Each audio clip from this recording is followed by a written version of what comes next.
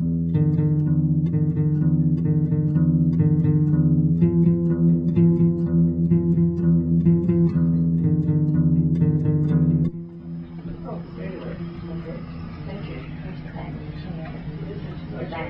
me go this way? Yeah. Oh, I don't want to put my back to it. What do you want? There's a panel in front of you. Oh, the VIPs are in front of me? Over here? Yeah. Oh, okay. Thank you. Well, thanks for the help, and hello to all of you VIPs.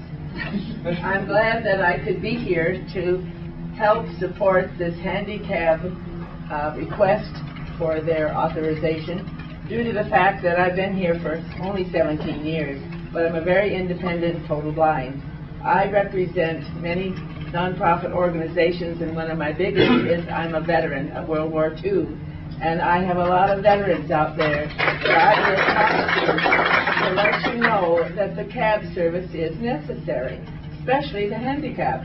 The other is that I've used the cabs over a period of many years, only for meetings, for my personal use, for beauty shop and the other things, no blind dates, but I do, I do have, and I would do that if I had the request. But anyway, back to what this is all about.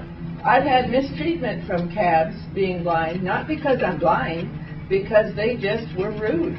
And I have been, a testimonial has been covered on that, and I'm embarrassed to say that last September, coming in from the airport, I had gone to Seattle for my prosthetic eyes to be polished, and when I came back, going out to the airport was $45 with this regular cab, regular guy, got me there on time. I just checked out, went in, got my airplane, went off and come back in 4 days, and the fellow that brought me home from the airport, a different cab of course, said $70. And I said, what do you mean $70 from the airport? I just paid $45 on Sunday. And he said, well, it's gone up. And I said, no, it hasn't, so you're only going to get so much. But I did give him a little extra because I was scared. But I said, you're not going to do that to me very often, and I did report it.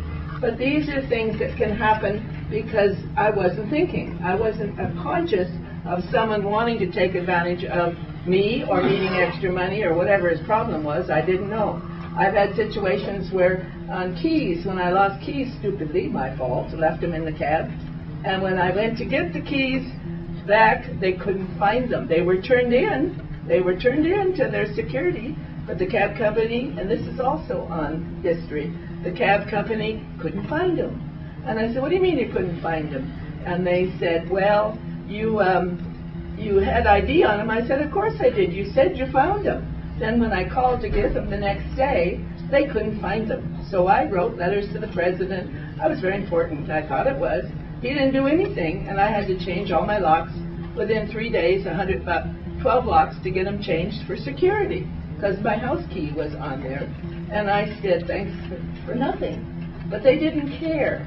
And I'm sorry to say, I don't think they really cared. They figured, oh, well, it'll get resolved. We don't have to worry about it. And so I quit using that cab company. Now, these are not necessary, and I don't think Handicab would ever do that to anybody. I really don't, because they are going to be planned, trained, and think of what we need. And it's very important that you don't realize until you use a white cane and you can't see anything. And I survive and I'm very active. But you try it and you don't know what you're going to run into sometimes. I've had cabs tell me off. Cab drivers tell me off. And I don't say anything except I question what time he was called. Their attitudes are survival, I'm sure, but so are we. And I think it's important that the handicap company be authorized, and that I'll support it all the way. Thank you. Thank you.